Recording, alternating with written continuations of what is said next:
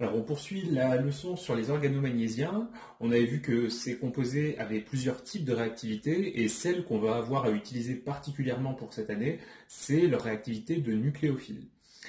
Par conséquent, il va falloir utiliser comme autre molécule réactive un électrophile et le programme nous propose de travailler avec trois types d'électrophiles, soit des aldéhydes, soit des cétones, soit du dioxyde de carbone. Donc ce qu'on va faire dans un premier temps, c'est s'intéresser un petit peu à cette famille de molécules, les aldéhydes et les cétones, qu'on appelle parfois la famille des composés carbonylés, puisqu'ils contiennent une double liaison carbone-oxygène. Donc sur le document court, je vous ai mis un rappel sur la structure d'un aldéhyde et d'une cétone que j'ai remis ici au tableau. Donc concernant les aldéhydes, ils ont un groupe caractéristique, le fragment C double liaison OCH. Il faut forcément un atome d'hydrogène pour avoir un aldéhyde. Si jamais le fragment R est un autre atome d'hydrogène, eh bien c'est encore un aldéhyde qu'on obtient. C'est le plus simple des aldéhydes, H2CO, qu'on appelle le méthanal ou plus communément le formaldéhyde. En ce qui concerne la nomenclature, eh bien, le nom s'obtient en mettant en suffixe le groupe Al. Par exemple, si on considère cette molécule-là, eh bien, on va commencer par la numéroter en mettant la fonction sur le carbone numéro 1. Et puisque les aldéhydes sont obligatoirement en bout de chaîne à cause de l'extrémité CH, eh bien, il n'est pas nécessaire de préciser d'indice numérique. Le suffixe al suffit à dire qu'il se trouve sur le carbone 1. Donc là, ici, on a une chaîne à 4 atomes de carbone, un dérivé du butane, auquel on rajoute le suffixe al. Cette molécule, ce sera donc le butanal. Maintenant, concernant les cétones, on regarde à droite, vous avez encore une fois la double liaison CO, mais le carbone est cette fois relié à deux fragments que j'ai notés, R1 et R2, qui sont obligatoirement différents de l'atome d'hydrogène.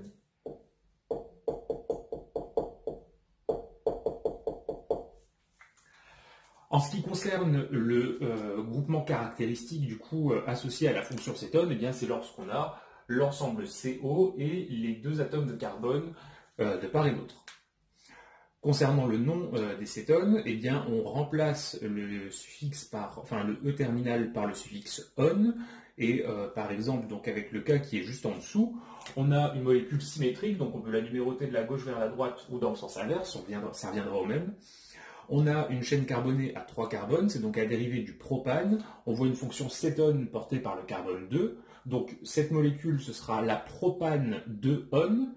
Et si on analyse un petit peu sa structure, eh bien en fait, si on avait mis la double liaison CO sur le carbone 1, ça n'aurait pas été une cétone, mais un aldéhyde. Même chose si on l'avait mis sur l'autre extrémité. Donc finalement, le fait de dire 2-on ne sert à rien. Donc on peut appeler cette molécule plus simplement propanone. Alors la propanone, c'est son nom en nomenclature IUPAC. Cependant, la plupart des chimistes la nommeront avec son nom courant. C'est la molécule qu'on appelle l'acétone. Acétone qu'on a déjà croisé dans la leçon sur les solvants et également en séance de TP, qui est, je vous rappelle, un solvant utilisé pour nettoyer la verrerie. En ce qui concerne encore la nomenclature, si jamais vous avez une molécule qui contient à la fois un aldéhyde et une cétone, eh bien on ne peut pas mettre un nom qui finisse à la fois par al et en même temps par on. Donc on doit choisir une des deux fonctions qui sera prioritaire par rapport à l'autre.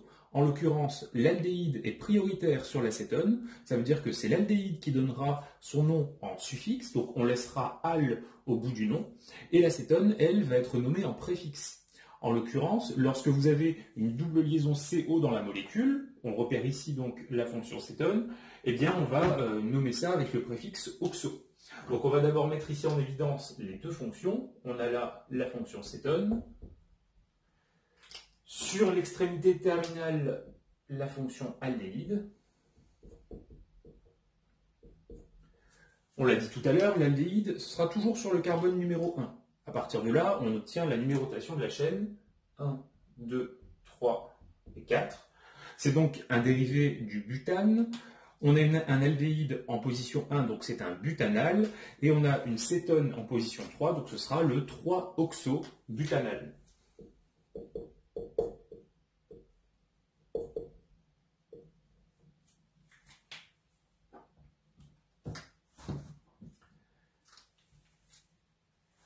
Donc voilà concernant les généralités sur la structure des aldéhydes et des cétones. Je vous ai mis également une petite remarque avec des tests caractéristiques. Ce sont des tests chimiques qu'on peut réaliser pour mettre en évidence la présence d'un de ces deux groupements caractéristiques dans une molécule. Donc soit un aldéhyde, soit une cétone. Je vous en ai listé 4. Ils ne sont pas rigoureusement demandés dans le programme, donc vous pouvez ne pas les apprendre par cœur. Ça fait plus partie des connaissances générales que peut avoir un chimiste organicien.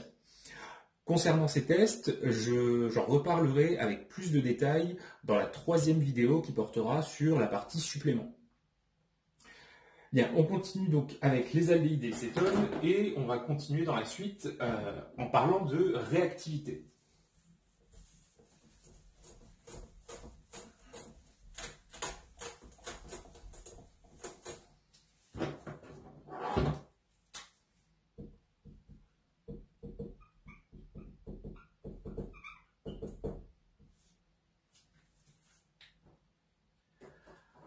Alors, comme je l'ai déjà dit tout à l'heure, les organomagnésiens sont des nucléophiles. Par conséquent, pour avoir une réaction, il faut mettre face à eux une molécule à caractère électrophile. Là, ici, on va parler des aldéhydes et des cétones, et donc il faut essayer de chercher quel est l'atome qui portera la réactivité d'électrophile. Pour ça, eh bien, on va prendre des notations générales qui pourront s'appliquer à tous les aldéhydes ou toutes les cétones. Je vais représenter simplement le motif caractéristique CO. Et suivant si on a un aldéhyde ou une cétone, on mettra ce qu'on souhaite à la fin des liaisons. Si on analyse la liaison carbone-oxygène, c'est une liaison qui est fortement polarisée. Pourquoi? Parce que le carbone est bien moins électronégatif que l'atome d'oxygène. Je vous ai mis sur le document de cours. On a un moment dipolaire pour la liaison de 2,3 de Baille, ce qui est assez conséquent. Par conséquent, si on regarde la polarisation, l'oxygène plus électronégatif que le carbone, on peut placer des charges partielles, delta plus sur le carbone, delta moins sur l'oxygène. Le fait d'avoir un carbone delta plus nous montre qu'on a ici un site accepteur d'électrons. Est-ce qu'il peut accepter toute une paire d'électrons sans problème? Pour pouvoir expliquer ça, on peut utiliser par exemple l'écriture de formules mésomères. Donc là ici, ce fragment peut être représenté d'une façon différente. Le carbone et l'oxygène, là ils ont une répartition des électrons qui montre que la règle de l'octet est respectée pour les deux, mais on peut envisager une formule mésomère un peu moins représentative, où l'oxygène serait chargé négativement et le carbone positivement, avec présence d'une lacune électronique. Donc pour passer de la formule de gauche à celle de droite, vous voyez que j'ai pris une paire d'électrons que j'ai rabattus vers l'atome d'oxygène. Lorsqu'on voit cette structure, eh bien on s'aperçoit qu'il n'est pas sorti de nulle part de dire que le carbone peut accepter une paire d'électrons, puisqu'il a une lacune électronique. Ça veut dire que si on travaille avec cette forme-là, eh bien on pourrait très bien écrire l'attaque d'un nucléophile sur ce carbone, et cette attaque impliquerait le mouvement des électrons vers l'atome d'oxygène, comme on vient de l'écrire ici. Donc, ce qu'on retient de ce paragraphe, grâce à ces deux représentations mésomères, c'est que dans les aldéhydes et les cétones, et ce sera la même chose pour le dioxyde de carbone, le carbone est le site électrophile.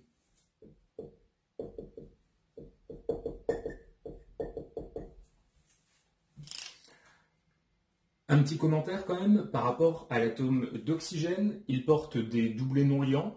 On peut donc imaginer qu'il a une certaine réactivité de donneur d'électrons, de nucléophiles, en réalité bien sûr, mais ce n'est pas quelque chose qui va être utilisé dans la suite. J'en parlerai à nouveau seulement dans la vidéo de supplément de la façon dont on peut faire intervenir ces doublés non liants sur l'atome d'oxygène. Pour l'instant, on peut poursuivre en ne se concentrant que sur l'électrophilie de l'atome de carbone. Tiens d'ailleurs, concernant cette électrophilie, est-ce qu'elle est exactement la même pour les aldéhydes et pour les cétones? Reprenons la structure d'un aldéhyde et d'une cétone et je vais mettre pour ça des chaînes alkyles autour du fragment CO.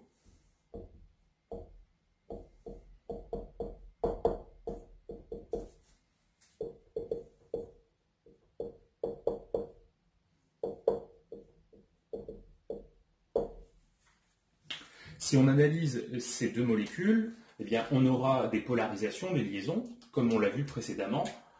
On va mettre pour l'aldéhyde delta 1 plus sur le carbone, delta 1 moins sur l'oxygène. Et pour l'acétone, on va mettre des indices 2.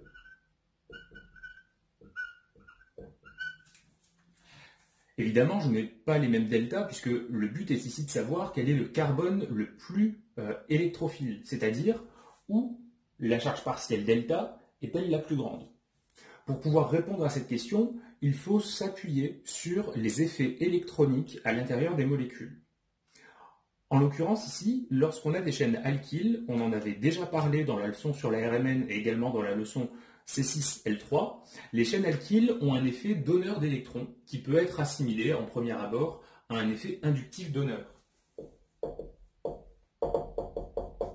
Cet effet inductif donneur, plus I, eh bien, il va apporter des électrons aux fragments auxquels se trouve reliée la chaîne alkyle. Lorsqu'on regarde un aldéhyde, eh bien, on remarque qu'il y a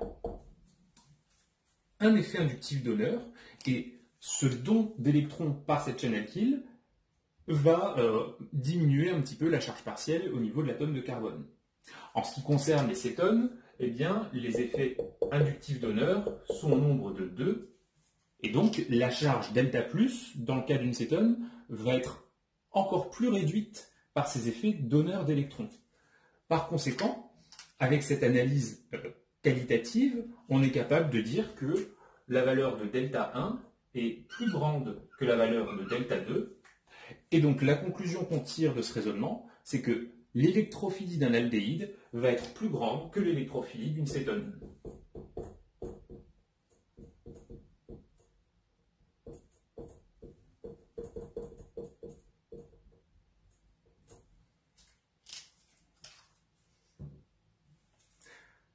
Au passage, un commentaire supplémentaire, ce qu'on démontre ici avec un effet qualitatif peut aussi être expliqué de façon plus quantitative avec la théorie des orbitales moléculaires, vous l'aurez deviné.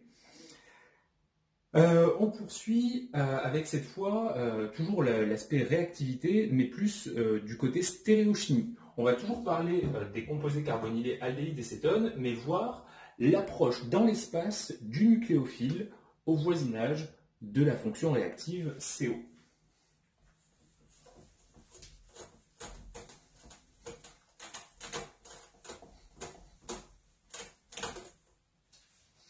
Alors je vais reprendre ma notation très générale où je représente uniquement le motif CW liaison O et des liaisons sur lesquelles on va brancher ce qu'on souhaite. La première chose à noter, vu qu'on fait de la stéréochimie, c'est la géométrie autour de l'atome réactif, c'est-à-dire l'atome de carbone. Si on applique la méthode VSEPR, il aura comme descripteur du AX3E0. En effet, il a 3 fragments substituants, celui au bout de cette liaison, celui au bout de cette autre liaison, et l'atome d'oxygène qui est ici. Par conséquent, le carbone est trigonal plan. Ce qui va être intéressant ici, c'est le fait qu'un aldéhyde ou une cétone, c'est localement plan au voisinage de la double liaison CO.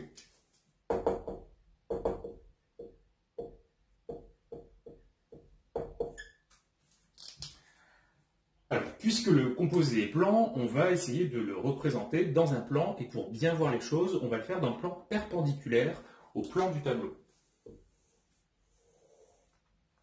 Je vais mettre de façon horizontale la liaison carbone-oxygène, et on va avoir vers l'avant et vers l'arrière les deux liaisons reliées au reste de la molécule.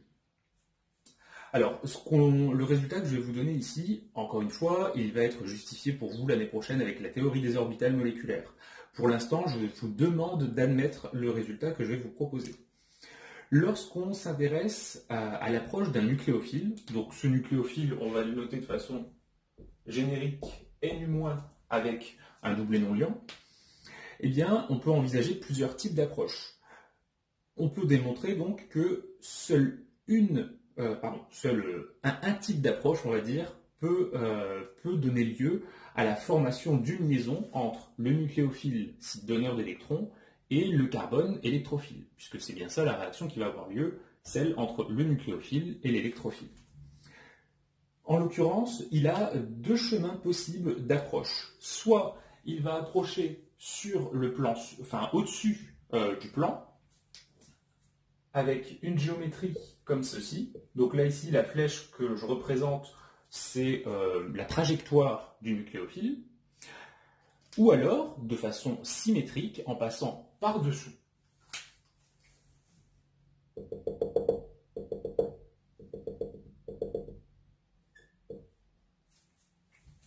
Et ce qu'on peut montrer, c'est que pour des raisons de symétrie des orbitales moléculaires de part et d'autre du plan qui est représenté ici, c'est que la flèche de trajectoire rouge et la flèche de trajectoire verte sont symétriques l'une l'autre par rapport au plan.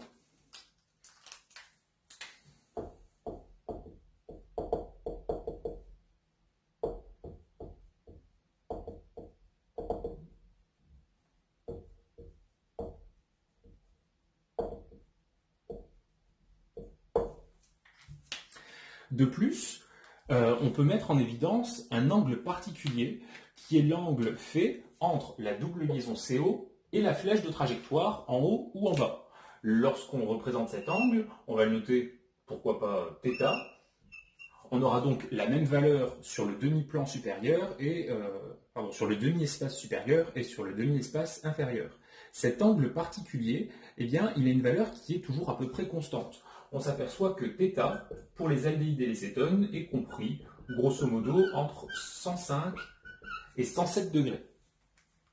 Cette valeur particulière, eh bien, elle porte en hommage le nom des chimistes qui l'ont mis en évidence. C'est ce qu'on appelle l'angle de Bürgi-Dunitz.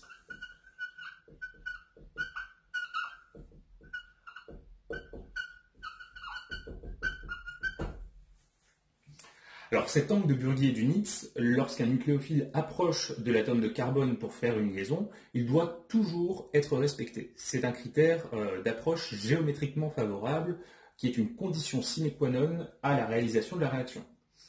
Cependant, en tant que candidat à un concours, on n'aura pas systématiquement à en tenir compte. Notamment si les deux attaques par la face du haut ou par la face du bas sont équiprobables, eh bien, pas la peine de se prendre la tête avec ça. Par contre, dans le cas où vous aurez un composé carbonylé pour lesquels, à cause des substituants placés ici ou ici, si les substituants font que la zone au-dessus du plan n'a pas le même encombrement stérique que la zone en dessous du plan, il y aura alors une approche plus favorable, celle qui passe par l'endroit le plus dégagé, et donc, dans ce cas-là, l'angle de Bürgi et Dunitz nous donnera la façon dont va se lier le nucléophile. Mettons par exemple ici que l'approche en passant par la trajectoire rouge soit plus favorable que celle par la trajectoire vert, donc ça voudrait dire qu'on a quelque chose de très encombré en haut et au contraire très peu encombré en bas. Eh bien, si le nucléophile approche par-dessous, la liaison qui va se faire entre le carbone et le nucléophile va être en dessous du plan et on pourra comme ça déterminer une géométrie pour le produit qui sera celle-ci.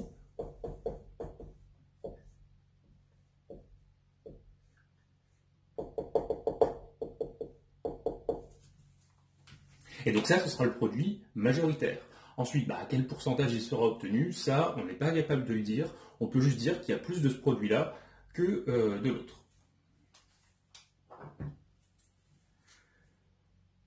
Pour poursuivre, concernant les composés carbonylés, un dernier point concernant leur structure qui pourrait être utile notamment en fin de certaines réactions. Donc là, on commence à rentrer dans un paragraphe assez délicat. C'est pas ce qu'on aura à considérer systématiquement, mais ça peut parfois intervenir. Ce qu'on va évoquer ici, c'est un équilibre particulier qu'on appelle l'équilibre de tautomérie cétoénolique, que j'abrège par ETCE. Alors tout d'abord, vous voyez que sur le document de cours, je vous ai mis la définition de ce qu'on appelle un composé énolysable. On dira qu'un aldéhyde ou une cétone est énolysable si ce composé possède un hydrogène porté par le carbone en alpha du carbonyle. Ce qu'il faudra ensuite savoir, c'est que seuls les composés énolisables seront soumis à l'équilibre de tautomérie cétoénolique. Alors, on va essayer de comprendre un petit peu à quoi correspond cette définition. Je commence par représenter le motif caractéristique d'un aldéhyde ou d'une cétone. Je vous ai dit que pour que le composé soit énolisable, il faut que le carbone en alpha, qui est celui-ci, donc en alpha du groupe CO, ça veut dire qui est voisin du groupe CO, il faut qu'il porte au moins un atome d'hydrogène. Donc si vous avez ce motif, eh bien vous aurez forcément un composé énolisable. Là ici je rajoute des liaisons avec rien au bout. Les substituants pourront varier suivant la nature de la molécule.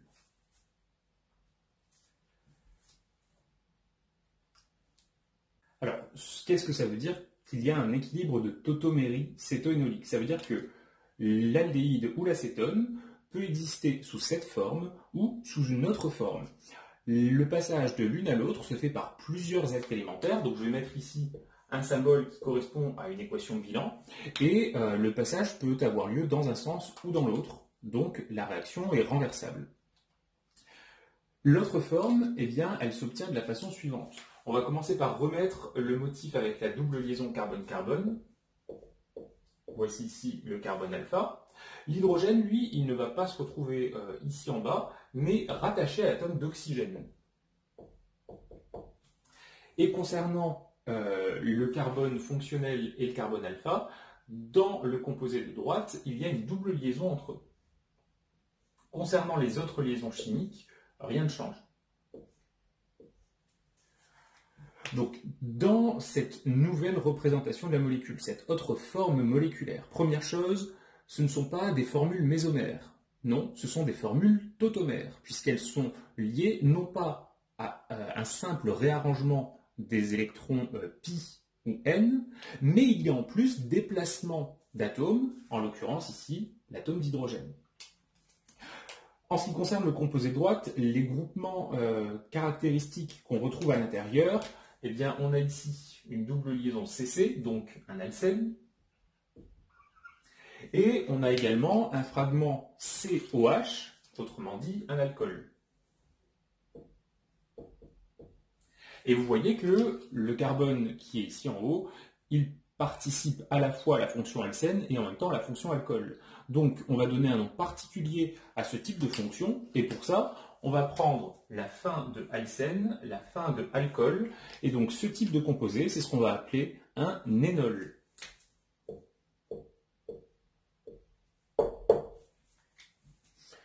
Concernant les énols, ce que vous pouvez dès à présent retenir, c'est que d'un point de vue thermodynamique, ils sont en général moins stables que la forme de gauche, qu'on peut appeler parfois la forme céto.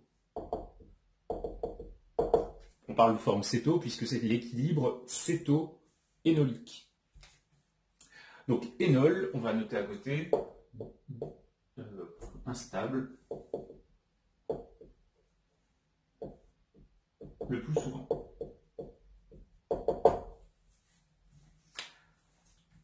Cependant, il existe quelques exceptions pour lesquelles la forme énol va être favorisée, voire même obligatoire. Par exemple, si on considère cette molécule,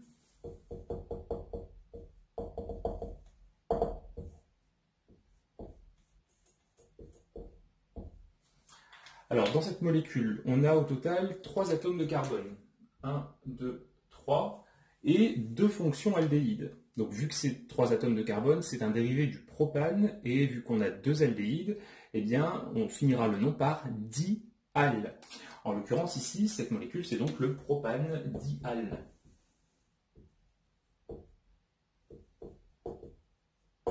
Et inutile de mettre des indices numériques, vu que forcément la fonction aldéhyde doit se trouver sur une extrémité de la molécule. Lorsqu'on essaye d'écrire l'équilibre de tautomérie cétoénolique sur une des 2 fonctions aldéhydes en ne touchant pas à l'autre, voici ce qu'on obtient. Donc là à gauche, je ne vais pas changer la fonction aldéhyde et je vais faire l'équilibre cétoénolique à droite.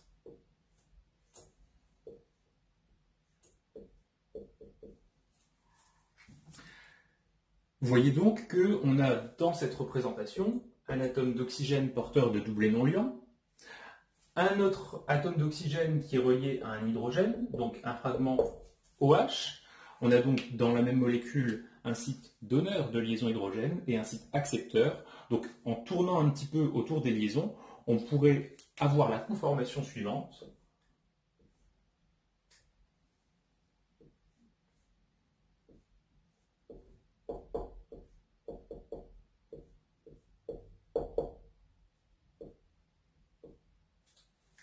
La voici. Donc là, j'ai réalisé une rotation autour de cette liaison-là. Je vais le mettre en évidence. Et on forme ici une liaison hydrogène intramoléculaire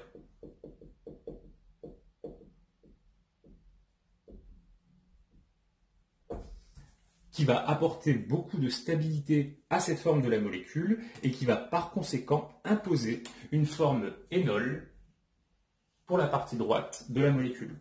Évidemment, puisque ces transformations sont équilibrées, on pourra passer de la forme énol à droite vers la forme énol à gauche sans aucun problème. Concernant cette réaction d'énolisation, un dernier point, souvenez-vous, hein, ce ne sont pas des actes élémentaires, vu que j'ai mis ici le symbole à chaque fois d'équation bilan. D'ailleurs là, ce n'est pas vraiment une équation bilan, c'est plutôt un acte élémentaire, celui-ci.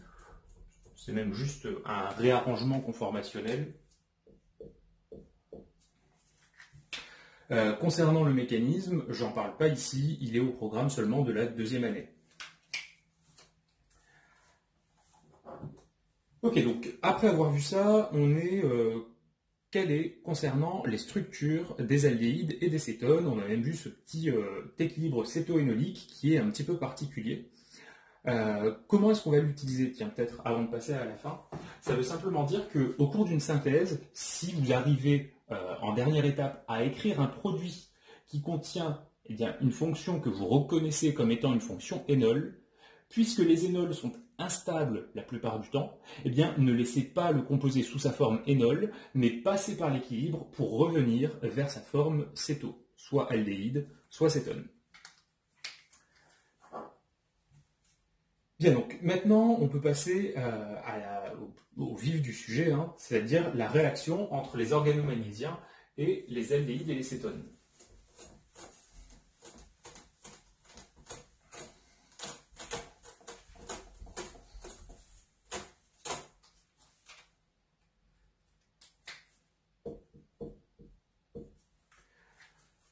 Alors, pour commencer, on va parler des différentes classes d'alcool. Pourquoi? Eh bien parce qu'on va écrire dans une seconde que les organomagnésiens, lorsqu'ils réagissent avec des aldéhydes et des cétones, eh bien on peut former des molécules de la famille des alcools.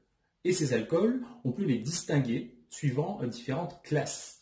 La classe d'un alcool, c'est la même chose que la classe d'un substrat quand on avait fait la substitution et l'élimination. Je vous ai mis ça sur le document.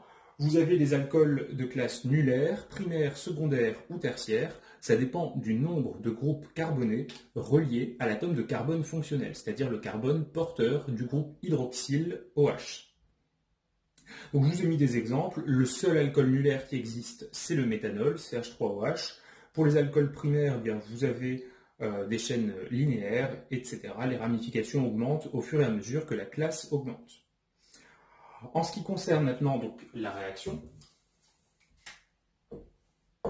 je vous ai mis d'abord le petit résumé qui est à retenir sur le document. Je vous ai mis que l'addition nucléophile des organométaux, donc les organomagnésiens comme d'autres types d'organométalliques, sur les aldéhydes et les cétones est une méthode importante, c'est-à-dire qu'elle est très utilisée pour la préparation des trois classes d'alcool, primaire, secondaire et tertiaire.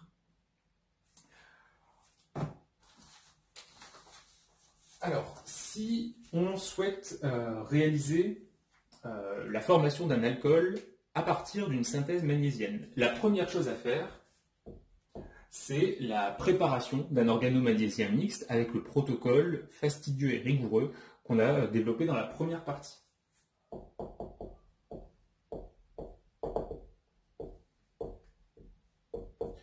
Vous vous souvenez que ce composé, il doit être préparé dans un solvant éthéré, et qu'il va réagir in situ, c'est-à-dire dans le ballon, la plupart du temps.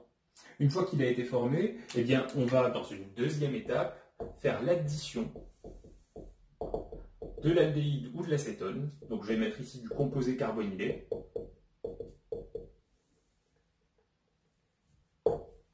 Addition qui se fait par l'ampoule de coulée isobar, de façon lente, goutte à goutte. Et lors de cette addition, il va y avoir un mécanisme particulier qui est un mécanisme d'addition nucléophile de l'organomagnésium sur l'aldéhyde ou l'acétone.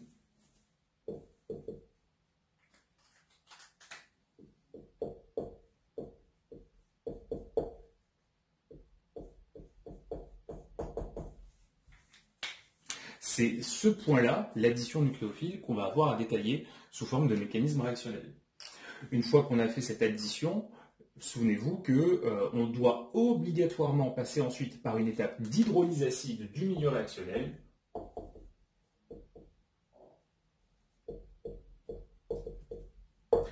On l'avait évoqué dans la partie utilisation d'un organomagnésium et on fera ici une description plus complète de ce qu'est cette hydrolyse et pourquoi est-ce qu'on la réalise.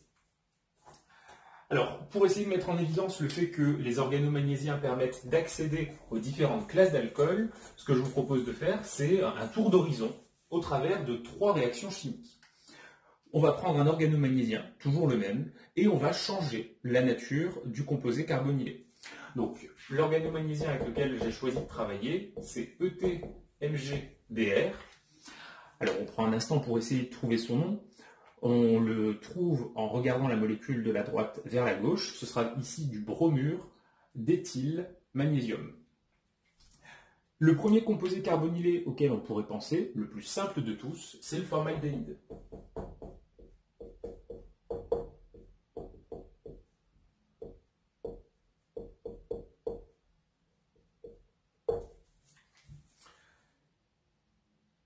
Alors, lorsqu'on fait la réaction entre ces deux composés, dans un premier temps, on va faire la réaction d'addition nucléophile, c'est-à-dire on verse une solution contenant du formaldéhyde au goutte à goutte dans le ballon contenant l'organomagnésien, et ensuite l'étape d'hydrolyse acide que je vais noter en abrégé H2O, H+.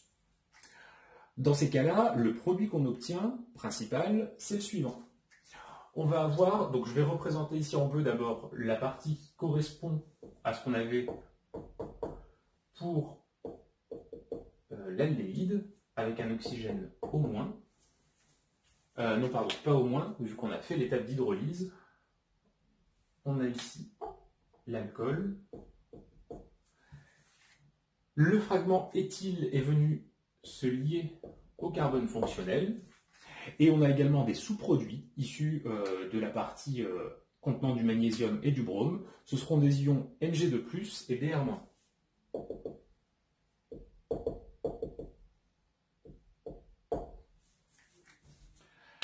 Alors, on va mettre des couleurs pour bien comprendre comment la réaction s'est passée. L'aldéhyde, je vais l'entourer ici du côté réactif en vert. Les atomes correspondant à l'aldéhyde dans le produit sont ici. Dans l'organomagnésien, il y avait un fragment éthyle qui est responsable de la nucléophilie, c'est-à-dire qu'il part avec le doublet d'électrons. Ce fragment éthyle et son doublet d'électrons, on les retrouve ici. Et on pourrait se poser la question de d'où provient cet atome d'hydrogène qui est ici. Eh bien, c'est de l'hydrolyse acide. Et évidemment, le magnésium provient de l'organomagnésien et l'ion bromure de l'organomagnésien également. Bien, concernant l'alcool qui a été formé, on regarde le carbone fonctionnel, il est relié ici à 2 hydrogènes et à une chaîne carbonée. Donc, lorsqu'on fait la réaction entre un organomagnésien et du formaldéhyde, on obtient un alcool primaire.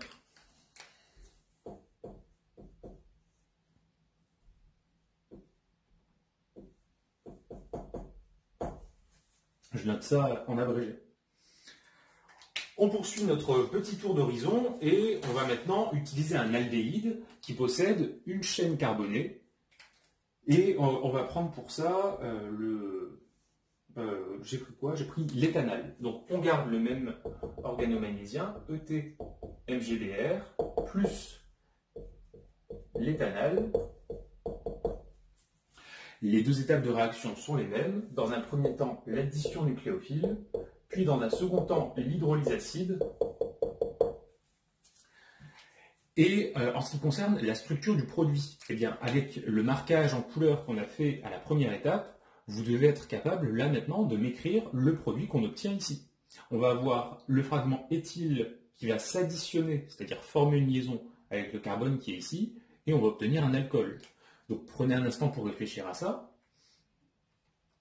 Là ici, donc, le carbone est relié à l'atome d'oxygène qui donne le groupe OH.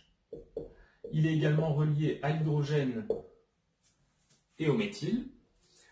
Il forme une liaison avec le fragment éthyle de l'organomagnésium. Et les sous-produits sont les mêmes, à savoir Mg2+, plus Br-.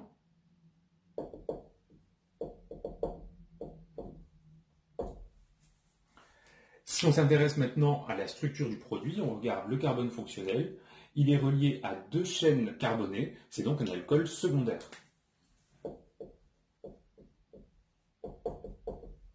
Et donc vous pouvez retenir que lorsqu'on fait réagir un organomagnésium avec un aldéhyde portant une chaîne carbonée, on obtiendra toujours un alcool secondaire selon ce schéma. Si on utilise maintenant une cétone, et j'ai pris l'exemple de la propanone, eh bien, on aura comme réactif le bromure d'éthylmagnésium plus la propanone. Les 2 étapes de réaction, ce seront encore une fois les mêmes. Premièrement, l'addition nucléophile. Dans un second temps, l'hydrolyse acide. À nouveau, prenez un instant, mettez si vous le souhaitez la vidéo en pause et réfléchissez à la structure du produit qui va être formé en comparant, bien sûr, en analogie avec ce qu'on a mis juste au-dessus. L'alcool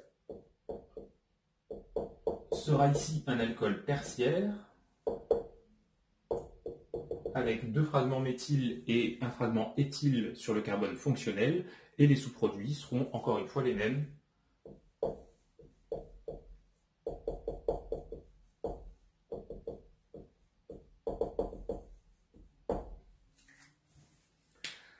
Donc maintenant qu'on a vu ça, si jamais dans un exercice on vous demande de proposer la synthèse d'un alcool, vous commencez par regarder la classe de l'alcool, s'il est secondaire, primaire ou tertiaire, et vous utilisez ensuite cette réaction en choisissant bien sûr un organomagnésium et un composé carbonylé adapté. Ce qu'on va faire maintenant, c'est décrire le mécanisme réactionnel de l'addition nucléophile. Et on va également écrire le mécanisme réactionnel associé à la réaction d'hydrolyse.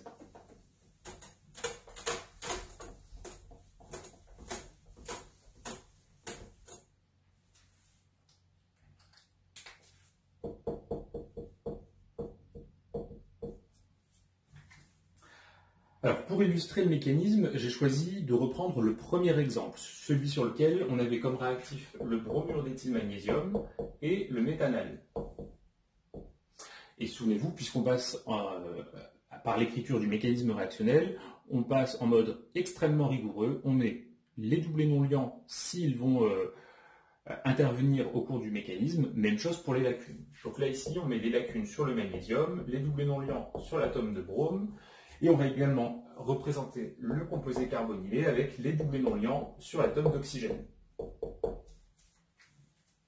Donc ça, à force d'écrire ce type de mécanisme, vous apprendrez, vous retiendrez naturellement les doublés non liants et les lacunes que vous devez mettre ou qui sont superflus. En ce qui concerne la réaction, on va commencer par placer les charges partielles. L'atome de carbone relié au magnésium porte une charge partielle delta-. Pour compenser, le magnésium porte une charge partielle delta+. Dans l'aldéhyde, le carbone porte une charge partielle delta' plus et l'oxygène, pour compenser, possède lui une charge partielle delta'-. La réaction qui va avoir lieu, c'est l'addition nucléophile de l'organomagnésium sur le composé carbonylé, et pour ça, le carbone récupère les 2 électrons de sa liaison avec le magnésium pour attaquer le carbone électrophile. La flèche verte qu'on dessine correspond à la formation d'une liaison chimique. Pour ce carbone, si une liaison se forme, une autre doit être rompue, la plus faible de toutes.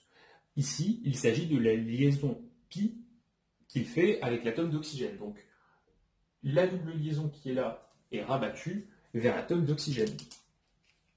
Vu qu'on a dit que l'oxygène, au moins, formait avec le magnésium une liaison qui avait plutôt un caractère ionique, on s'arrête là concernant les déplacements d'électrons.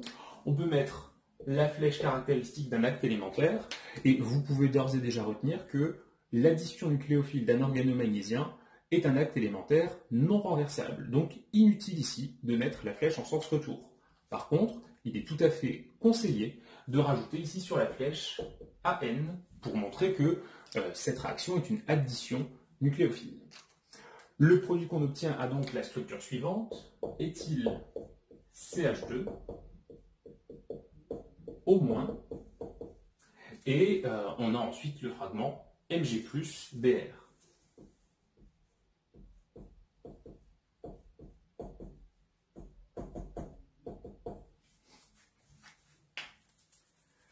Une fois que cette réaction donc, a lieu, lorsqu'on fait la réaction goutte à goutte, on consomme au fur et à mesure l'organomagnésiens et on va former ce produit de façon transitoire qui va s'accumuler au fur et à mesure. D'ailleurs, si on devait lui donner un nom à ce produit, on a un carbone relié à un oxygène au moins, c'est un alcool qui a perdu un proton, c'est donc un ion alcoolate.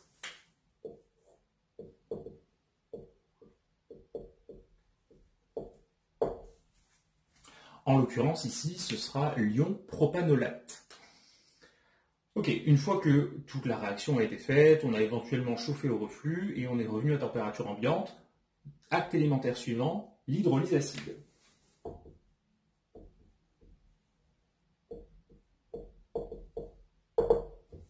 Alors, lors de l'hydrolyse acide, je vous propose de nous intéresser dans un premier temps au devenir de cette espèce d'entité un peu bizarre, MgBr+. MgBr+.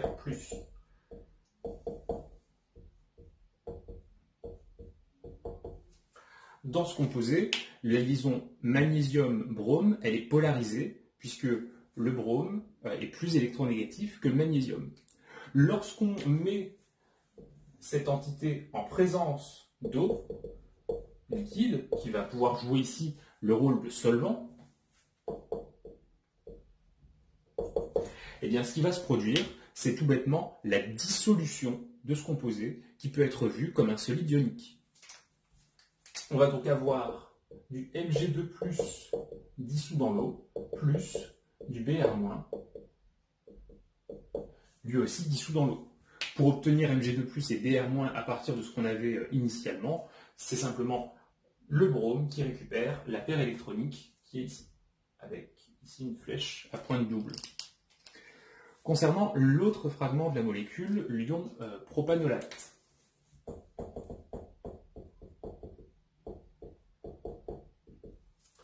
Ce composé-là, c'est une base, on l'a dit tout à l'heure, il appartient au couple alcool-alcoolate, et on va redonner le pKa de ce couple juste en dessous. Donc, de façon générale, le couple alcool-alcoolate, ROH, RO-, son pKa varie de 16 à 18, suivant la classe de l'alcool. Les alcools qui ont une classe primaire ont un pKa plus petit que les alcools secondaires, eux-mêmes plus petits que les alcools tertiaires. On justifiera ça un peu plus tard dans l'année. Ce composé étant très basique, eh bien, il va réagir avec un acide, l'acide le plus fort qui se trouve dans le milieu réactionnel. Et lorsqu'on fait l'hydrolyse, eh bien, ce sont les protons H+, libérés par l'acide qu'on a utilisé, en général de l'acide chlorhydrique, qui vont être l'acide le plus fort.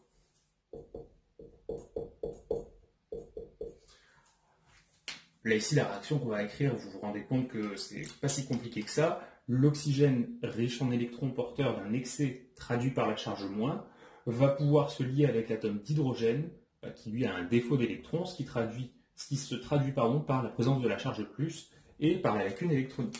Donc on va avoir ici une protonation de l'ion alcoolate et on va former au cours d'un acte élémentaire qui sera très déplacé vers la droite et donc très peu favorable dans le sens retour, on va former le propanol.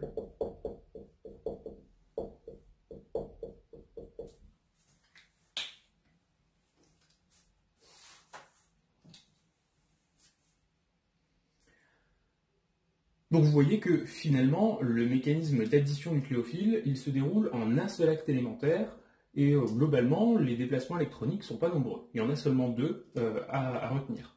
Par contre, ce que vous devrez être capable de faire, c'est reconnaître les réactions pour lesquelles vous avez un organomagnésiien, un composé carbonylé, et être capable de vous dire il s'agit ici de l'addition nucléophile d'un organomagnésien sur un aldéhyde ou sur une cétone. On poursuit toujours avec cette réaction avec l'aspect suivant qui porte sur le profil réactionnel ainsi que sur la vitesse de la réaction.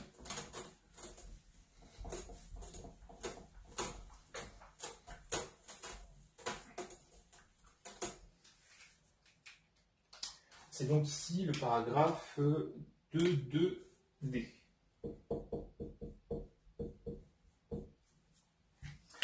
Alors, la première partie de ce paragraphe, c'est la vitesse. La vitesse d'un acte élémentaire, on a déjà vu comment l'évaluer, c'est à l'aide de la relation de Van 't Hoff. On prend une constante cinétique, on multiplie ça par les concentrations des réactifs, puissance, leur nombre stoichiométrique.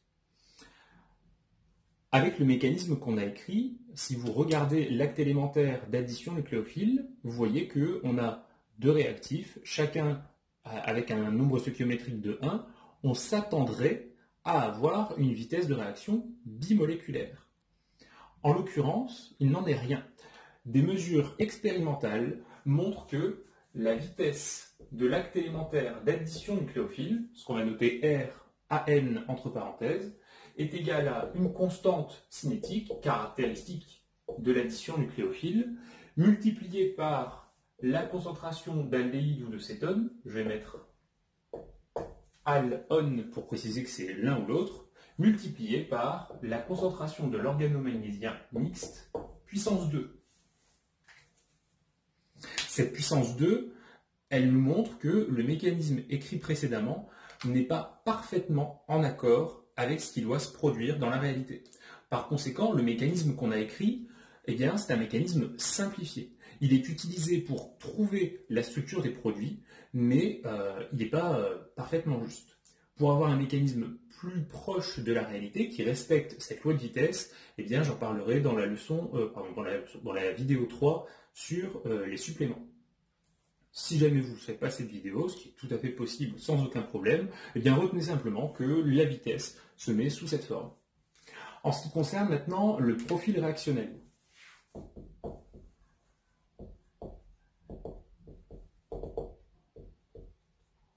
Ces profils réactionnels, ce sont les diagrammes en deux dimensions, avec sur l'axe des ordonnées l'énergie potentielle de la réaction, en fonction de la coordonnée réactionnelle, grandeur géométrique, qui varie continuellement lorsqu'on passe des réactifs aux produits.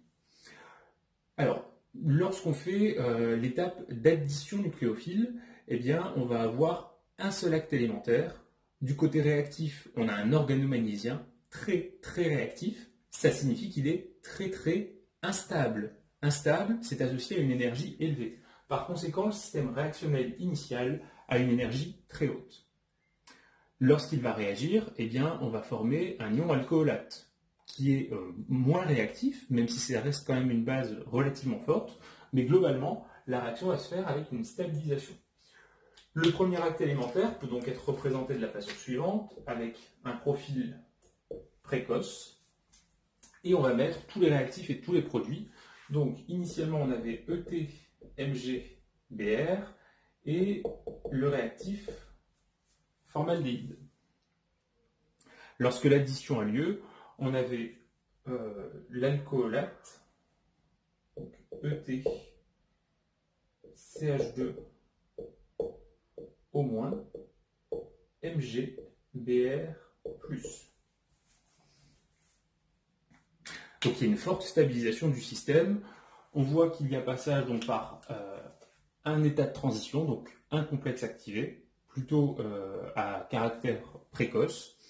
Et si jamais on voulait représenter l'acte élémentaire correspondant à l'hydrolyse, eh bien lors de l'hydrolyse, on va protoner l'ion alcoolate, ce qui est une réaction favorable. Et donc si on voulait rajouter un autre acte élémentaire, si on voulait être tout à fait rigoureux, il faudrait changer de coordonnées réactionnelles. Donc là ici, je vais rajouter sur le même schéma une coordonnée réactionnelle Cr' correspondant à l'acte élémentaire suivant. Ce n'est pas les mêmes puisque le contenu réactionnel n'est pas le même, par conséquent les énergies des composés ne sont pas parfaitement identiques, mais en tout cas ce qu'on pourrait simplement comprendre c'est que lors de la protonation de l'ion alcoolate, on forme un alcool plus stable que l'ion alcoolate, donc le deuxième acte élémentaire serait lui aussi à caractère précoce. J'ai peut-être fait la bosse un petit peu haute. Hop. Et on obtient à la fin donc l'alcool EtCH2OH et les sous-produits Mg2+, et Br-.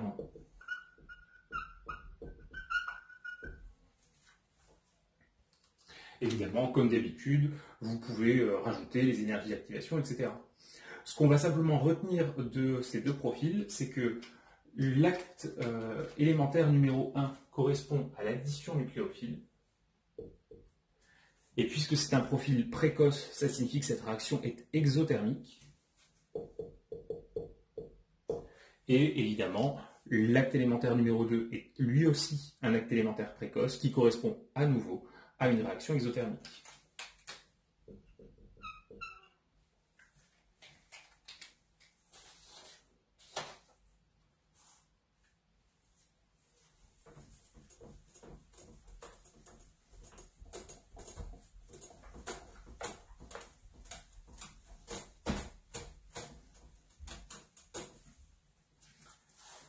Et donc, maintenant, le mécanisme qui est à savoir, on l'a vu, en plus, il n'est pas très long, donc ça c'est une bonne chose. Sachez que des mécanismes réactionnels, on en apprendra dès en quelques dizaines, enfin peut-être pas quelques dizaines, mais au moins une dizaine d'actes élémentaires. Donc là, pour l'instant, celui-ci, il est encore d'un niveau plutôt facile.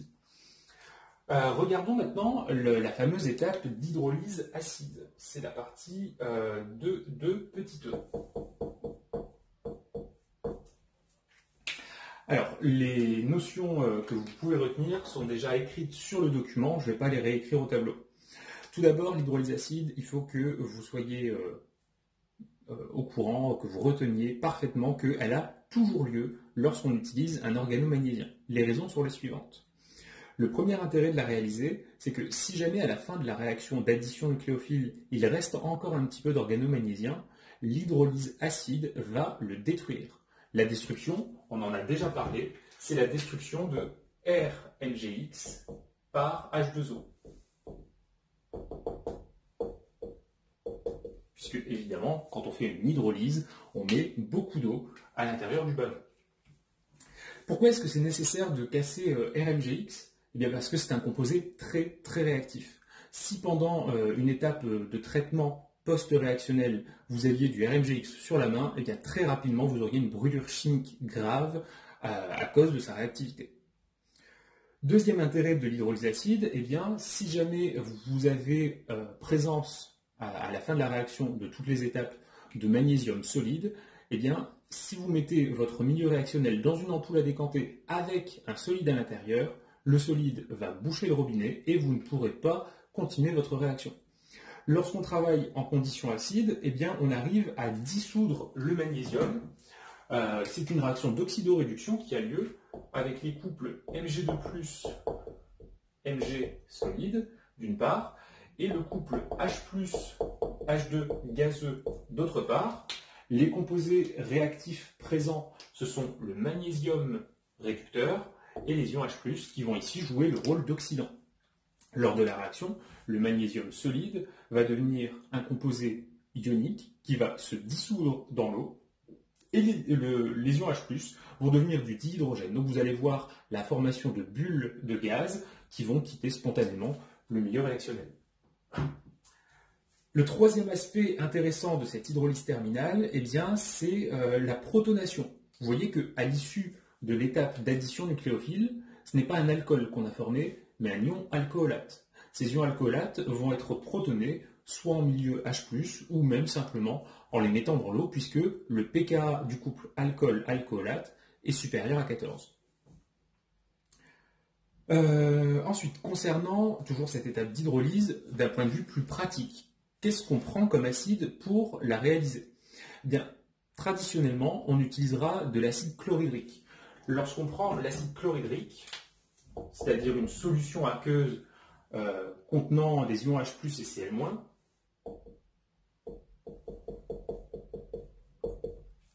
eh bien, on va former comme sous-produit Mg2+, et Cl-. Mg2+, plus 2Cl-, c'est un ensemble ionique qui est susceptible de donner lieu à une réaction de précipitation. C'est-à-dire qu'on pourrait avoir ces ions qui s'associent pour former MgCl2 solide. Et si on forme un solide, eh bien, comme on l'a vu tout à l'heure, ça risque de boucher l'ampoule à décanter et donc de rendre la suite réactionnelle impossible. Pourquoi est-ce qu'on préfère prendre l'acide chlorhydrique qu'un autre acide? Un autre acide fréquemment utilisé en chimie, c'est l'acide sulfurique, H2SO4. H2SO4, c'est une combinaison d'ions H+, et d'ions, on va mettre 2H+, et d'ions sulfate, SO4-. SO4- est susceptible de réagir avec les Mg2+, pour fournir à nouveau un précipité. Donc là, la stoichiométrie est un petit peu différente, vu qu'on a un ion sulfate dichargé, alors que l'ion chlorure était monochargé. On obtient ici du sulfate de magnésium, MgSO4 solide. Et donc, on arrive à la réponse. Pourquoi est-ce qu'on prend plutôt de l'acide chlorhydrique que de l'acide sulfurique? C'est parce que le composé MgCl2 a une solubilité bien plus grande que le composé MgSO4. Ça veut dire qu'on est plus souvent embêté par ce solide que par le solide MgCl2. Donc finalement, pour se simplifier la vie, eh bien, on préfère utiliser MgCl2. Ça veut dire que du coup, on doit utiliser moins d'eau pour faire l'hydrolyse. Ça veut dire qu'on va produire moins de déchets. Donc tout ça va dans un sens plus respectueux de l'environnement. Concernant les alcools tertiaires, en revanche, on évitera d'utiliser l'acide chlorhydrique. Alors là, pour le coup, quand on débute, ça fait pas mal de choses à apprendre. C'est quelque chose auquel on peut être confronté expérimentalement. Si vous mettez un alcool tertiaire en présence d'acide, on étudiera la réaction dans les cours du chapitre numéro 9. Eh bien, on peut avoir une réaction de déshydratation. La déshydratation d'un alcool, c'est lorsque on passe d'un alcool vers un alcène. Je vous ai mis un exemple de réaction sur le document. Vous voyez que sur la droite de la réaction, on a un alcène plus une molécule d'eau. Et quand on perd une molécule d'eau, c'est bien la définition d'une déshydratation. Du coup, on prendra un acide plus faible que l'acide chlorhydrique dans le cas où on a un alcool tertiaire. Et celui qui est traditionnellement utilisé, c'est le chlorure d'ammonium.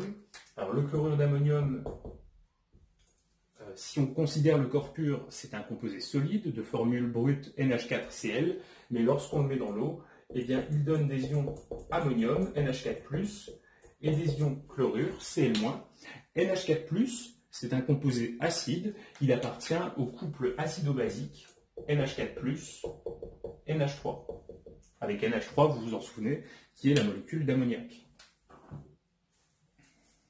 On en vient maintenant à l'aspect stéréochimique de l'addition nucléophile. Je pense que ce paragraphe-là, c'est le paragraphe le plus compliqué de la leçon, donc on va y aller doucement et il faudra faire bien attention de tout comprendre. Alors, tout d'abord, qui dit stéréochimie, je vous rappelle, ça veut dire chimie dans l'espace. Donc là, ici, on s'intéresse aux trajectoires d'approche des réactifs les uns vis-à-vis des autres. Concernant les composés carbonylés, on a vu tout à l'heure qu'ils étaient plans. Je vais prendre un exemple avec la molécule de propanone. On a ici les 3 atomes de carbone et l'atome d'oxygène qui sont tous coplanaires et ils sont là ici inclus dans le plan du tableau. Si jamais on s'intéresse à l'addition nucléophile, vous vous souvenez qu'on doit tenir compte du fameux angle de Bürgi-Dunitz.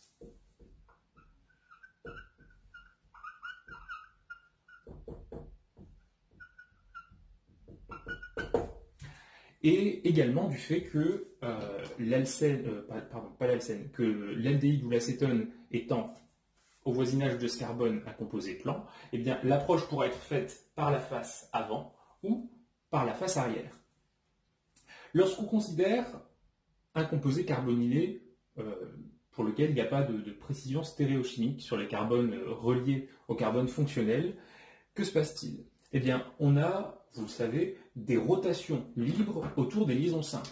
Donc là, ici, sur la gauche, on va avoir une rotation libre très rapide, ce qui fait que globalement, ce groupe méthyle peut être assimilé à une sphère. Même chose pour la liaison carbone-carbone sur la droite. Par conséquent, si on se met un instant dans la peau d'un nucléophile qui doit approcher sa cible, c'est-à-dire le carbone électrophile ici. Si on fait l'approche par la face avant, eh bien, on va voir les deux fragments méthyle et l'atome d'oxygène. Si l'approche est faite cette fois par la face arrière, la molécule étant symétrique par le plan qui la contient, eh bien, on va voir exactement la même chose. Donc, dans le cas d'un composé carbonylé symétrique comme celui-ci, par rapport au plan dans lequel il est inclus, eh bien, on va avoir une attaque équiprobable du nucléophile de part et d'autre du plan.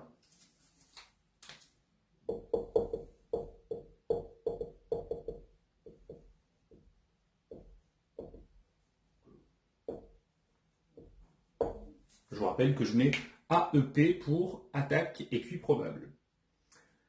Cependant, eh bien, cette attaque équiprobable, elle n'a pas toujours lieu. Notamment si vous avez une face avant encombrée différemment de la face arrière. Pour ça, on va prendre un exemple, ou plutôt 4 exemples. Donc j'ai remis au tableau ici les 2 premiers exemples. On va essayer de comprendre comment la réaction peut avoir lieu. Donc on porte d'abord notre attention sur le premier exemple et on analyse les 2 réactifs avec lesquels on travaille. Tout d'abord, on reconnaît ici un organomagnésium dont on va donner le nom. Il s'agit du bromure de butyle-magnésium. Le fragment butyle, je vous rappelle, c'est un fragment linéaire composé de 4 atomes de carbone et d'atomes d'hydrogène. L'autre composé, eh bien, on repère 2 fonctions à l'intérieur. Une fonction hétéroxyde, qui est ici. On n'a jamais parlé de la réactivité des hétéroxydes, donc on ne regarde pas ce qui se passe là. Une autre fonction, composé carbonylé, et là ça tombe bien, puisque les cétones, on a vu qu'ils pouvaient réagir avec les organomagnésiens. Donc là, ici, la seule réaction qu'on est capable de décrire, parce que c'est la seule qu'on connaît, c'est celle entre l'organomagnésien et l'acétone. Concernant justement l'acétone, on va analyser maintenant les 2 faces. Donc, tout d'abord, ici, la liaison CO et les atomes voisins, je vais les entourer en vert, ils sont tous ici dans le plan du tableau.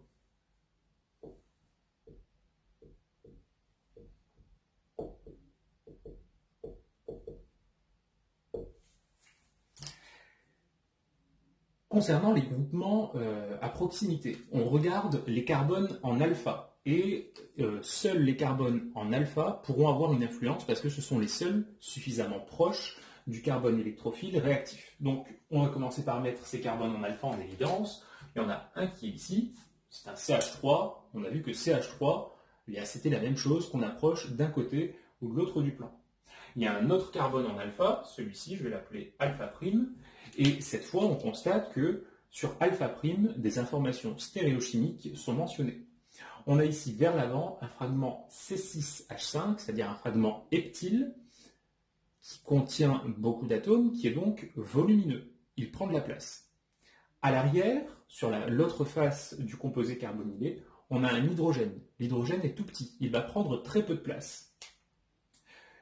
Donc imaginez encore une fois que vous vous mettiez dans la peau de l'organomagnésiien qui joue le rôle de nucléophile par le fragment B-.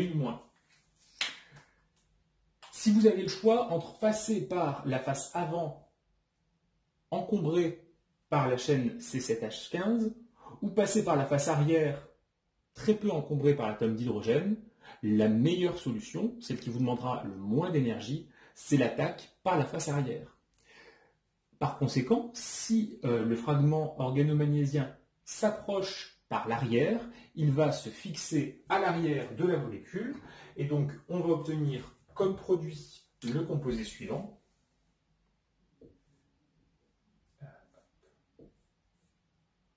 Donc là ici, l'atome d'oxygène qui est là devient l'oxygène O-. Le méthyle qui est ici passe à l'avant. L'organomagnésium, par son fragment butyle, s'est fixé à l'arrière. Et sur la partie gauche de la molécule, rien n'a changé. On a le fragment C7H15 toujours devant, l'hydrogène derrière, et le fragment méthoxy qui n'a pas bougé non plus. Donc ça, c'est l'étape d'addition nucléophile.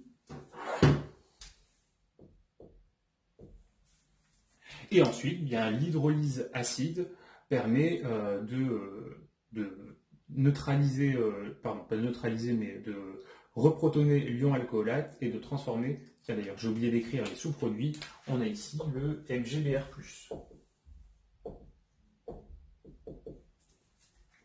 Donc, et de transformer MgBr+ en Mg2+, plus Br-.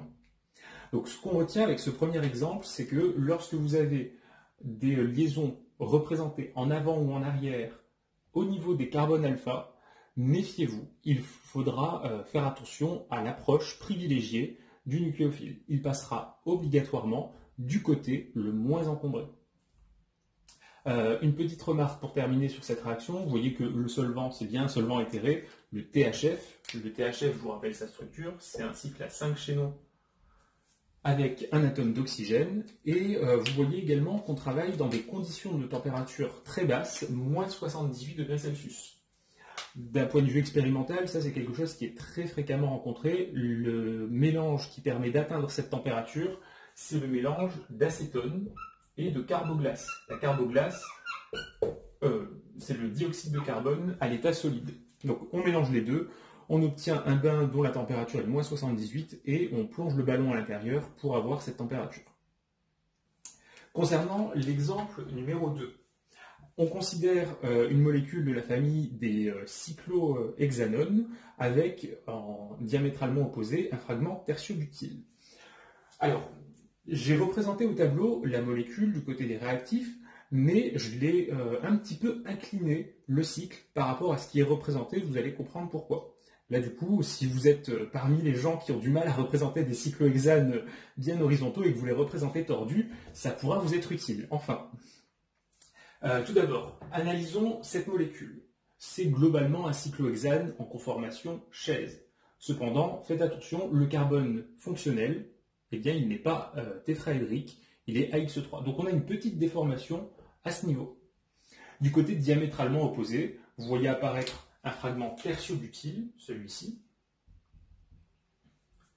Il est réputé pour être volumineux et assez lourd, et dans une chaise, il doit être mis en position équatoriale. Eh bien, ça tombe bien, puisque vous voyez qu'ici, le tertiobutyle est bien en position équatoriale. De l'autre côté, l'organomagnésiens, c'est le même que tout à l'heure, le bromure de butylmagnésium, et c'est le fragment butyle qui va venir s'additionner sur le carbone électrophile de la fonction cétone. Pourquoi est-ce que j'ai représenté la molécule de cette façon? Eh bien parce que, tel quel, le fragment CO, avec les deux liaisons qui sont ici, sont, vous voyez, dans un plan horizontal, qui est le plan perpendiculaire au plan du tableau. C'est pas forcément le plus évident. En tout cas, je pense que la suite, même si le plan apparaît pas forcément très clairement, ça devrait quand même être compréhensible. En ce qui concerne l'approche du nucléophile, je vais reprendre les flèches qu'on a vues tout à l'heure. Avec l'angle de Bürgi-Dunitz, il peut approcher soit en passant par la face du haut, donc cette géométrie d'approche, ou alors en passant par la face du bas.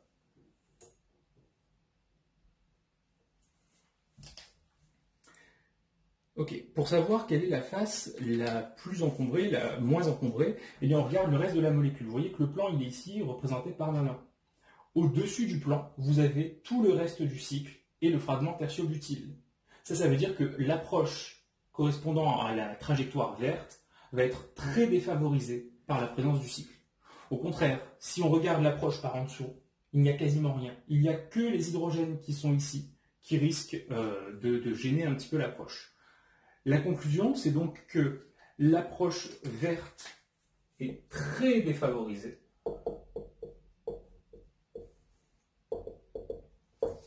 Et donc, le nucléophile va attaquer en passant par-dessous.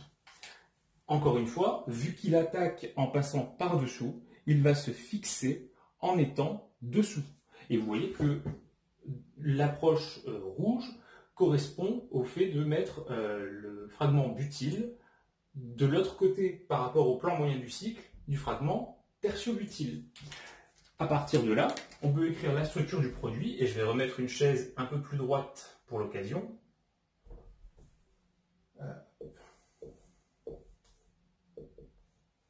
Donc le tertio-butyl à gauche, il est ici. L'oxygène, lui, il est passé vers en haut. Un oxygène au moins associé au fragment BrMg+, et en équatorial, le groupe butyl qui était présent dans l'organomagnésium. Et ensuite, dans l'étape suivante, eh bien, c'est l'étape d'hydrolyse acide.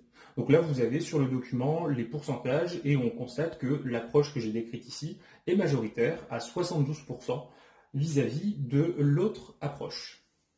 Alors, les deux derniers exemples, c'est plus pour vous montrer à quel point la chimie peut être subtile. Si vous avez bien compris déjà les deux premiers exemples, c'est une très bonne chose et on pourrait s'arrêter là. Là ici, voyons voir ce qui se passe lorsque on considère l'addition nucléophile du bromure de méthylmagnésium sur deux réactifs qui se ressemblent assez. Alors, dans l'exemple numéro 3, le réactif, c'est un composé particulier qu'on appelle la norbornanone.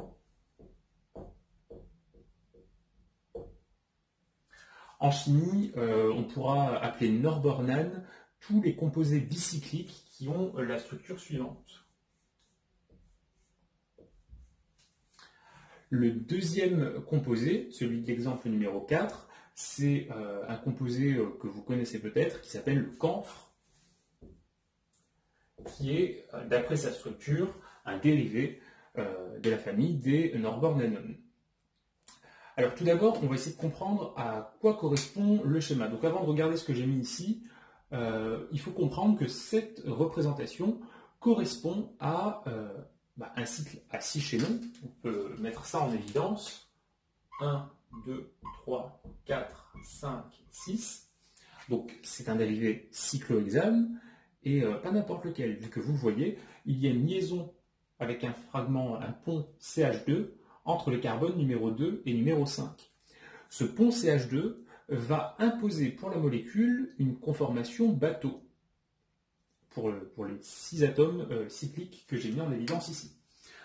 Comment est-ce qu'on va pouvoir dessiner un bateau à partir de ça? Eh bien, on a déjà dessiné ce type de conformation. Je vais simplement ici mettre en évidence, je vais garder la numérotation. Le bateau, le voici.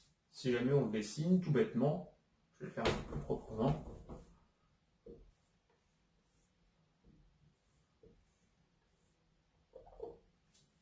Donc ça, c'est un cyclohexane en conformation bateau.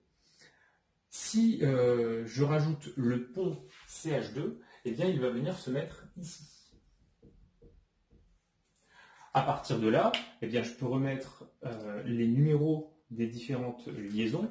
Je vais avoir ici donc 2, 3, 4, 5, 6, 1. Et on a dit que sur le carbone 1, on avait une fonction cétone. Donc, gardez bien en tête que ce type de structure correspond à une conformation bateau imposée par la présence du pont CH2. Afin de comprendre la réaction, j'ai choisi au tableau de ne pas représenter les molécules exactement de la même façon que sur la feuille.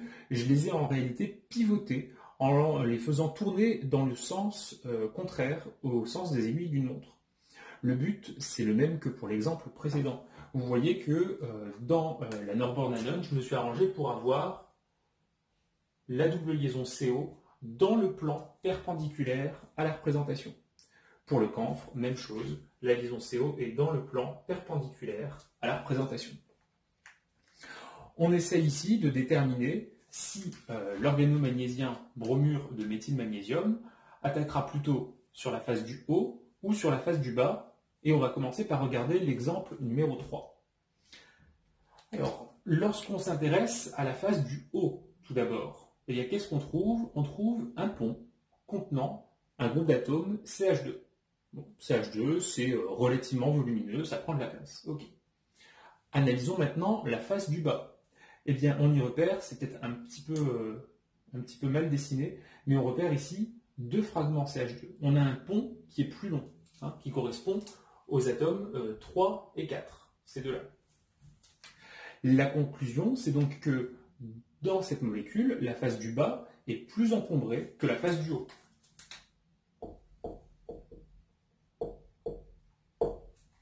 Si la face est encombrée, ça signifie que l'organomagnésiien ne peut pas facilement arriver en passant par en bas, et par conséquent, l'attaque privilégiée va être réalisée en passant par la face du haut, et ce, en respectant l'angle de Burdi-Dunitz. Par conséquent, le produit auquel on va aboutir, eh bien, il est issu de la fixation du méthyle sur le haut. Donc le méthyle va être ici plutôt en haut et le fragment O- plutôt en bas. Associé au groupement MgBr+. Et donc je vous ai mis les pourcentages. On va avoir ici 95% d'attaque par le haut pour seulement 5% d'attaque par le bas.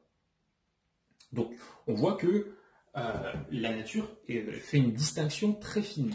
On a simplement un fragment CH2 en haut, deux fragments CH2 en bas, et on a une distinction de 95% d'attaque par en haut contre seulement 5% par en bas.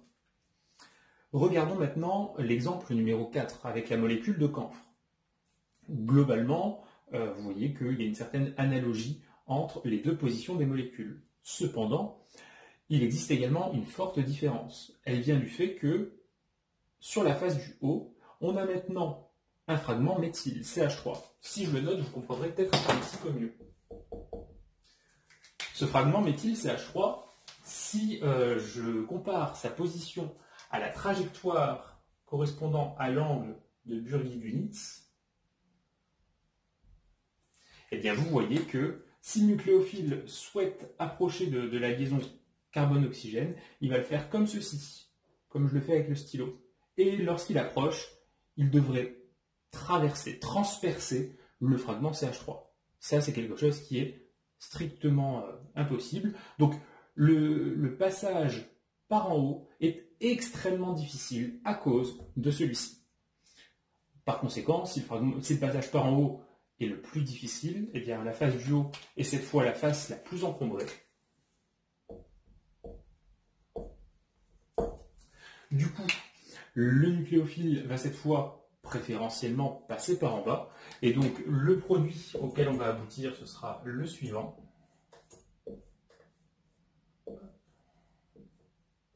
Donc on a dit le méthyle approche par en bas, donc il se fixe en restant en bas. L'oxygène au moins est projeté vers le haut. Il s'associe au fragment MgBr+, et on n'oublie pas les deux méthyles qui sont ici.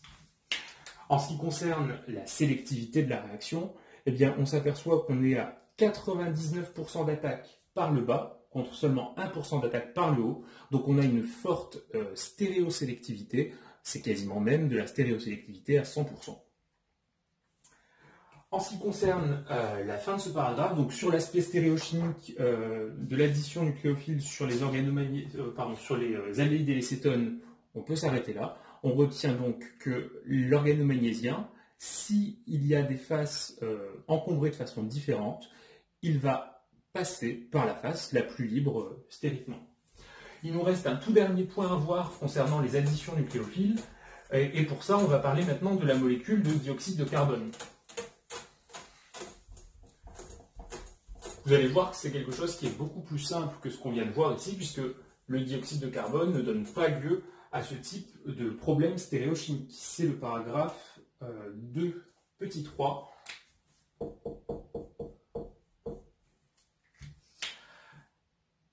Alors, on peut faire réagir un organomagnésien avec un aldéhyde ou une cétone, on l'a vu, on a tout détaillé. On peut aussi faire réagir un organomagnésien avec le dioxyde de carbone. Prenons un exemple de réaction.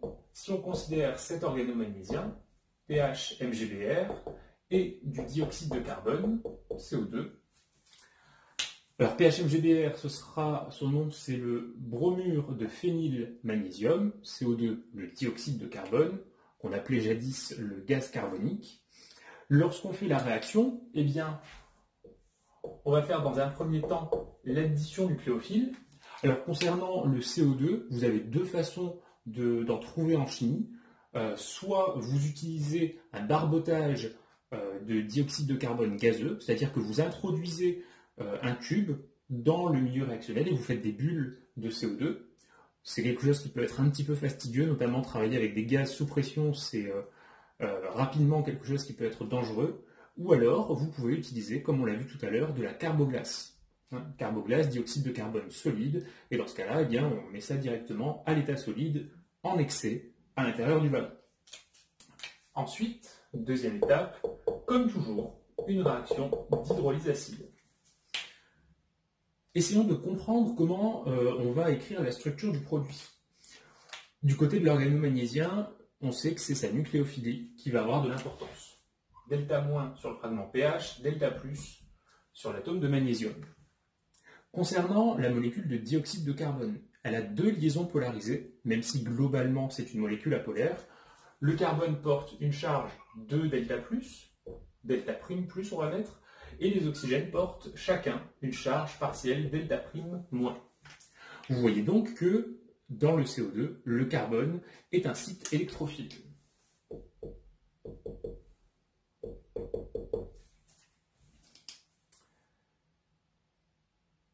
En ce qui concerne les produits qu'on obtient, je vais vous donner ici simplement les produits et on écrit juste après le mécanisme réactionnel. On va obtenir un acide carboxylique qui sera ici PHCO2H qu'on appelle l'acide benzoïque. C'est l'acide dérivé du benzène. Et en ce qui concerne les sous-produits, bien, ce sera encore une fois du Mg2+, et du Br-.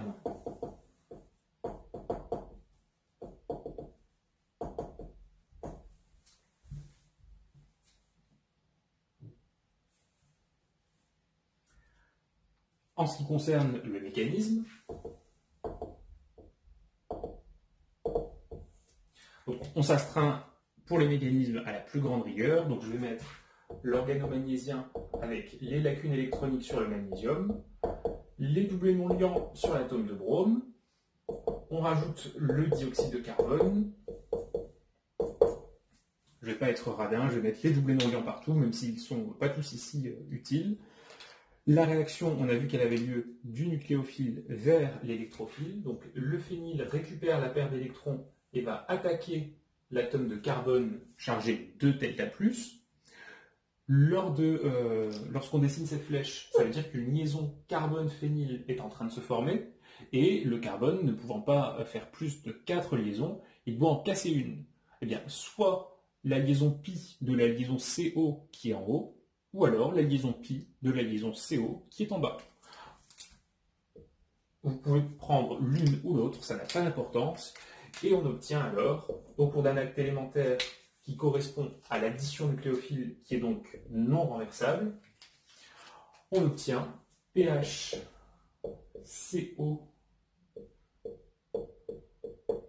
moins double liaison O. Vous voyez qu'ici, j'ai essayé de faire attention à la double liaison auquel on ne touche pas, elle était en bas, je l'ai laissée en bas, alors que l'oxygène qui récupère des électrons, il est en haut. Il s'associe au fragment Mg plus Br.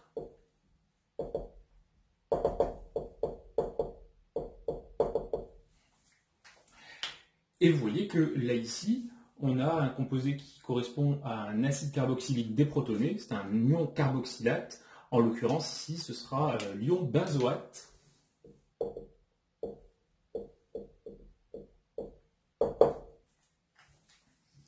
Et pour finir, eh bien, hydrolyse acide. Donc pour l'hydrolyse acide, Mg+ et Br- en présence d'eau, je vais mettre ça sur la flèche, ils deviennent des ions dissous, Mg2+ aqueux plus Br- aqueux, et l'ion benzoate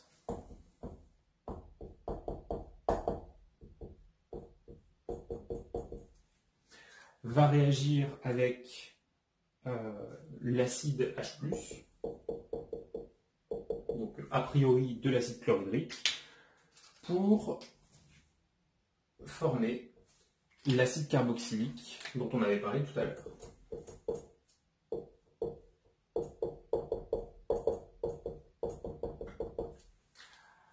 Concernant ce dernier acte élémentaire, c'est une étape acido-basique, on peut le rajouter avec AB. C'est un acte élémentaire déplacé dans le sens de la formation du produit, donc quasiment non renversable, mais en toute rigueur, il peut aussi avoir lieu dans l'autre sens. Je reviens sur l'ion-bazoate, j'ai dit que j'avais fait attention de remettre la double liaison ici en bas, mais gardez quand même en tête que là ici à l'intérieur, rotation autour de cette liaison simple, plus mésomérie, on peut tout à fait écrire la charge moins en bas et la double liaison en haut. En ce qui concerne les réactions qui sont strictement au programme, la leçon s'arrête là. Gardez donc en tête que les réactions que nous avons vues permettent à chaque fois une chose qui est, pour un chimiste organicien, le nerf de la guerre, et c'est là-dessus qu'on va finir cette vidéo. Elles permettent de former des liaisons carbone-carbone. Il y a relativement peu de réactions qui permettent de former des liaisons carbone-carbone, mais celles impliquant les organomagnésiens et les composés carbonylés en font partie.